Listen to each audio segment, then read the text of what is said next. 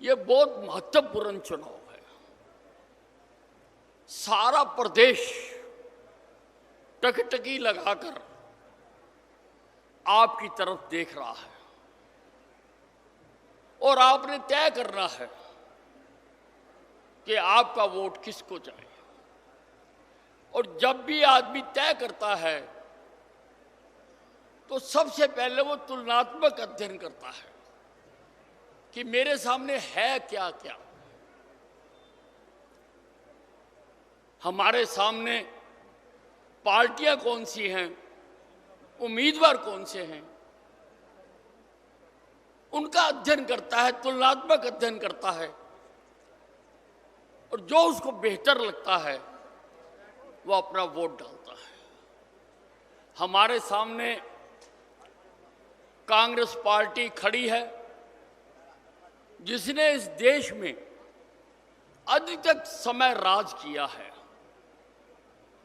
और आज हमारा देश अगर वो ठीक ढंग से राज करते तो दुनिया की बहुत बड़ी ताकत बना हुआ होता। लेकिन हिंदुस्तान की जनता ने उस बदनुमा दाग को मिटा दिया है। केंद्र से हमने उखाड़ के फेंक दिया, प्रदेशों से कांग्रेस को उखाड़ के फेंक दिया, एक दो प्रदेशों में बाकी रह गई। भाइयों, वहां भी जनता तैयार बैठी है, जब मौका आएगा इस पार्टी को पूरी तरह से दफन कर दिया जाएगा। आज राहुल गांधी भारत जोड़ो यात्रा को लेकर निकला है। वो अपने चेहरे पर, कांग्रेस के चेहरे पर जो दाग लगा हुआ है उसको मिटाना चाहता है। कांग्रेस के डीएनए में ही भारत तोड़ो लिखा हुआ है। हिंदुस्तान आजाद हुआ, इन्होंने हिंदुस्तान को तोड़ दिया, हिंदुस्तान का बंटवारा कर दिया। लगभग 1 लाख लोग मारे गए और 2.5 करोड़ लोग विस्थापित हुए। 1984 में इन्होंने सिख दंगे कराकर लगभग 3400 लोग मरवाए। ये उस दाग को मिटाना चाहते हैं। वो दाग कभी नहीं मिट सकता। हमारे सामने यहां पर आप पार्टी भी खड़ी है। आप पार्टी का वैसे तो सूरज डूब चुका है। पंजाब में इन्होंने सरकार बनाई थी और 3 महीने बाद ही संगरूर का लोकसभा का उपचुनाव हुआ और लोगों ने आप पार्टी को सभी जगह से हराकर अपना प्रायश्चित किया कि हमारे से गलती हो गई थी कि हमने आप पार्टी को यहां से जिताया। आप पार्टी का केजरीवाल एक गुब्बारे बेचने वाला है। वो जहां कहीं चुनाव होते हैं, किसी प्रदेश में होते हैं, वो रंग बिरंगे गुब्बारे लेकर चला जाता है कि मेरी सरकार बनाओ, मैं ये करूंगा, मैं ये करूंगा, मैं ये सुविधा दूंगा, मैं ये मुफ्त दे दूंगा, बिजली मुफ्त, पानी मुफ्त, सब कुछ मुफ्त दे दूंगा, एक बार मेरी सरकार बना दो। लेकिन लोग अब उसकी असलियत को जान चुके हैं, उसके गुब्बारे फूट चुके हैं, उसके गुब्बारे फूट चुके हैं। और भाइयों और बहनों, मैं आपको कहना चाहता हूं, ये जो आप पार्टी है ये राजनीति में खरपतवार है। खरपतवार, जैसे किसान अच्छी फसल के लिए खरपतवार को उखाड़ कर फेंक देता है, वैसे ही देश में राजनीति ठीक चले, इस खरपतवार नामक आप पार्टी को जहां नजर आए वहां से उखाड़ कर फेंक। हमारे सामने इनेलो भी है। इनेलो का उम्मीदवार भी खड़ा है और इनेलो का राज हमने देखा है। किस प्रकार से फैक्ट्रियों के आगे खड्डे खुदा दिए जाते थे। लोग यहां पर कारोबार बंद करके भागना चाहते थे, जा रहे थे यहां से कारोबार छोड़ छोड़कर। आप सबने देखा कि उससे कितनी बेरोजगारी यहां पर हुई। और एक आपके सामने भारतीय जनता पार्टी है। भारतीय जनता पार्टी के नेता नरेंद्र मोदी ने देश की राजनीति की दशा और दिशा बदल दी है। पहले चुनाव होते थे नारे देकर, झूठे वादे करके। एक नारा दिया गया गरीबी हटाओ, 3 इलेक्शन लड़ लिए, एक नारे के ऊपर ये लोग भी फिदा हो गए। इसी प्रकार से समय समय पर नारे दिए जाते रहे। और कल मैं प्रचार में था यहां पर, मैंने सुना कि भूपिंदर सिंह हुड्डा लोगों को कहता फिर रहा कि यहां से मेरे प्रत्याशी को यहां से जिता दो और मैं समझ लो मुख्यमंत्री बना। अरे भूपिंदर सिंह हुड्डा, आज मैं आदमपुर की अनाज मंडी की स्टेज पर खड़ा होकर कहना चाहता हूं, बताना चाहता हूं कि अब तू सारी जिंदगी कभी मुख्यमंत्री नहीं बन सके।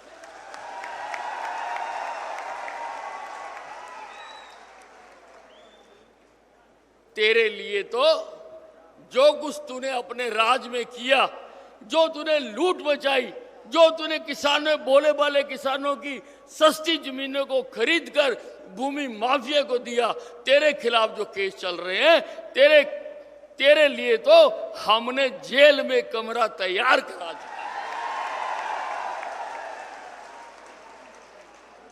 जेल में कमरा तैयार करा चुका है। और जो तूने उम्मीदवार दिया है,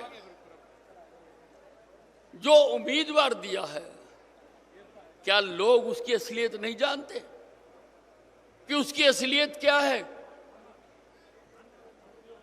ग्रीन ब्रिगेड का सरगना रहा है वो। ग्रीन ब्रिगेड का 90 के दशक में थर थर कांपता था हरियाणा।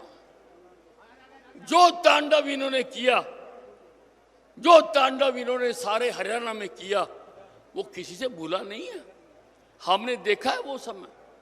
मैं भी 90 के समय में उसी ग्रीन ब्रिगेड के समय में मैंने उपचुनाव लड़ा था और मैं चुनावी राजनीति में आया था और मैं जीता था वो चुनाव। तो क्या आदमपुर के लोग दोबारा से चाहेंगे कि हरियाणा में वो तांडव फिर शुरू हो, फिर लोगों को डराया जाए, फिर लोगों को धमकाया जाए, फिर लोगों की दुकानों को लूटा जाए, फिर वो जो चिंता और दुख है उसकी स्थिति में क्या आदमपुर के लोग दोबारा से उस ग्रीन ब्रिगेड के मुखिया रहे जयप्रकाश को दोबारा वोट डालना चाहेंगे? इतना बड़ा इल्जाम अपने ऊपर आप नहीं ले सकते। और अगर कोई कहता है कि ग्रीन ब्रिगेड के बीज उसमें मर गए, तो बीज कभी मरा नहीं करते, वो मौके की तलाश में होते हैं। वो जिस दिन मौका मिलेगा वो फिर अपनी ग्रीन ब्रिगेड चलाएगा। भाई और बहनों, हरियाणा में हमने कानून व्यवस्था का काम किया है, हमने गुंडागर्दी को खत्म किया है। आजकल आप देख रहे होंगे कि मेरा बुलडोजर सारे हरियाणा में चल रहा है। मैंने पुलिस अधिकारियों को कह दिया कि जितने भी गुंडे बदमाश हैं, माफियाज हैं, ड्रगबाज हैं, उन सारों का इलाज करो। अनिल विज पुलिस के साथ खड़ा है, इनको खत्म करिए। अनिल विज हर पुलिस कर्मचारी के साथ। आजकल समाचार पत्रों में रोजाना आप सुनते हैं कि ये काम धीरे धीरे एक शहर से दूसरे शहर, दूसरे शहर से तीसरे शहर। हमने शांति का माहौल कायम किया है। हमने जो सरकारी दुकानें लगा करती थी, भर्ती करने की दुकान, तबादले की दुकान, CLU की दुकान, भाइयों हमने वो बाजार बंद कर दिया। हमने वो बाजार बंद कर दिया। अब काबिलियत के आधार पर लोगों को नौकरी मिलती है। आज काबिलियत के आधार पर लोगों को नौकरी दी जाती है और काम आगे बढ़ाया जाता है। आज प्रदेश में शांति का माहौल है। ये जो मुख्यमंत्री जी बैठे हुए हैं, मैं 6 बार का एमएलए हूं भाइयों, 6 बार का। मैंने बहुत सरकारें देखी, बहुत सारे मुख्यमंत्री देखे हैं, पर मैंने ऐसा मुख्यमंत्री नहीं देखा जो दिन से लेकर रात तक केवल केवल केवल केवल केवल मैंने अपने प्रदेश को आगे कैसे बढ़ाना है। सारा दिन एक चिंता है कि मैंने अपने प्रदेश को आगे बढ़ाना है। यहां पर शांति व्यवस्था कायम करने की वजह से मुख्यमंत्री जी के 8 साल के समय में लगभग 1.5 लाख नए कारखाने यहां पर लगे, हजारों लोगों को रोजगार मिला है। और मारुति जैसी कंपनी जो पिछली सरकारों से तंग आकर हरियाणा को छोड़कर गुजरात भाग जाना चाहती थी, वो भागने तो दूर, उन्होंने एक तीसरा प्लांट यहां पर खरखोदा में लगाना शुरू कर दिया, जिसका हम उद्घाटन भी कर चुके हैं। उन्होंने कहा तुम तो हरियाणा को ही गुजरात बना दिया, यहाँ लूट मार खत्म कर दी, हम तो यहीं पर अपना कारखाना लगाएंगे, हजारों लोगों को रोजगार मिलेगा। तो भाइयों, ये तुलनात्मक अध्ययन है, तुलनात्मक अध्ययन करना है। भव्य बिश्नोई को जो वोट पड़ेगी वो मनोहर लाल की ईमानदारी और कर्मठता को पड़ेगी। भव्य बिश्नोई को जो वोट पड़ेगी वो नरेंद्र मोदी, जिसने आज हर भारतवासी का विश्व में सर ऊंचा कर दिया, विश्व में ऊंचा कर दिया। पहले हमें कोई पूछता नहीं था।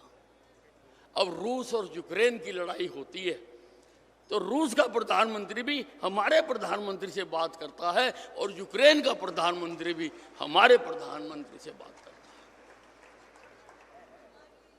सीना चौड़ा हो जाता है कि आज हमारी बुक्कत है।